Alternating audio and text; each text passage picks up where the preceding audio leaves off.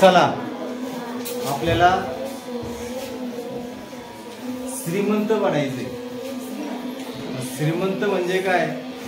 ज्याच्याकडे पैसा जास्त आहे।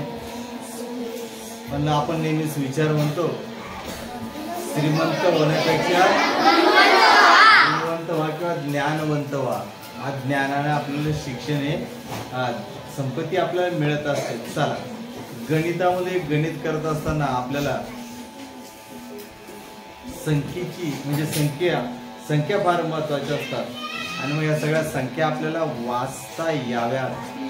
प्रत्येक संख्येची स्थानिक किंमत आपल्याला कळावी यासाठी आपल्याला या ठिकाणी संख्येची स्थानिक किंमत ओळखणे या माध्यमातून आपल्याला काय करायचंय, संख्या या किती आहेत, कुठपर्यंत आहेत, त्या कशा वाचतात ते आपल्याला या ठिकाणी समजून घ्यायचंय। तर ह्या ठिकाणी मी काही संख्या मांडल्या, त्या संख्या आपल्याला तोंडी पाठ करायच्या आणि महत्वाच्या म्हणजे तोंडी पाठ करत असताना कोणतीही संख्या आपण त्या दिलेल्या संख्येच्या समोर किती अंक आहेत, दिलेल्या संख्येच्या समोर किती अंक आहेत हे समजून घेणं गरजेचं असतं। म्हणजे त्या संख्येची आपल्याला स्थानिक किंमत ही कळते आणि संख्या आपल्याला वाचता येते। महत्वाचं काय आहे की या ठिकाणी मांडले मी तर एकक मांडले, मी ते एकक मांडले म्हणजे मला संख्या दिसते एक। संख्या किती दिसायला लागली? एक। दशक, दशक म्हणजे 10, दशक म्हणजे 10। परंतु दशक म्हटलं 10 म्हटलं, मी जरी 10 म्हटलं तरी मला या ठिकाणी संख्या किती दिसायला लागल्या? दोन संख्या दिसतात। मला लक्षात ठेवायचे दशक म्हणजे 10, 10 मध्ये संख्या आल्या 2। त्याच्यानंतर आहे शतक, शतक, शतक म्हणजे 100, शे म्हणजे 100, शतक म्हणजे 100। ठीक आहे, मग शतकावरती संख्या किती आल्या गड्या? किती आल्या? 3 संख्या आलेल्या आहेत 3। हजारावरती आलेल्या आहेत 4, दशहजारावर आलेल्या आहेत 5। मग आपण ज्या वेळेला एकक, दशक, शतक, हजार हे पाठ करू, पाठ करत असताना आपल्या डोक्यात कन्सेप्ट ही क्लिअर असली पाहिजे की दिलेल्या संख्येच्या समोर जे आहे तर किती संख्या आहेत त्या आपल्याला सांगता येणं गरजेचं। त्यानुसार आपल्याला काय होतंय की संख्या वाचणं सहज सोपं जाते। ओके, वरती स्टॉप, वरती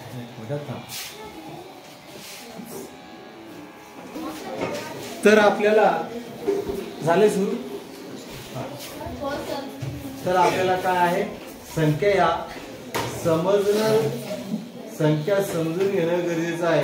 तर महत्वाचं आहे की एकक, दशक, शतक, हजार, दशहजार, लक्ष, दशलक्ष, कोटी, दशकोटी, अब्ज, दशअब्ज।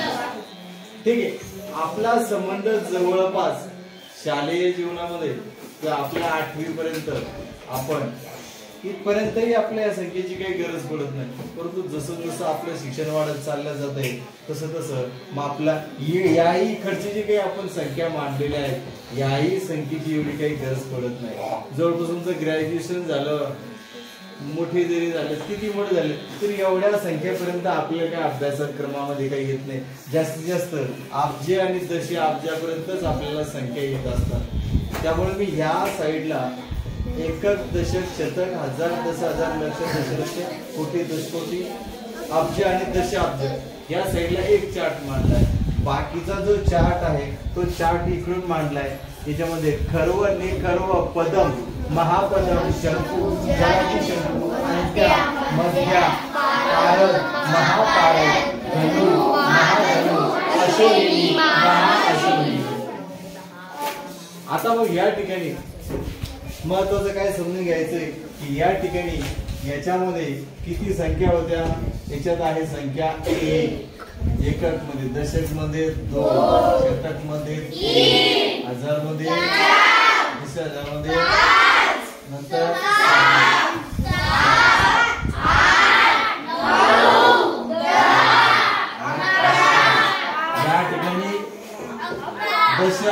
11 आहे। नंतर आता इकडे संख्या आहे, इकडे किती आहे 12 आहे का?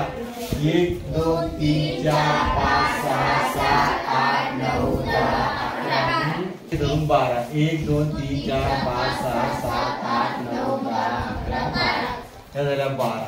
या संख्या झाल्या 13, या 14, या 15, 16,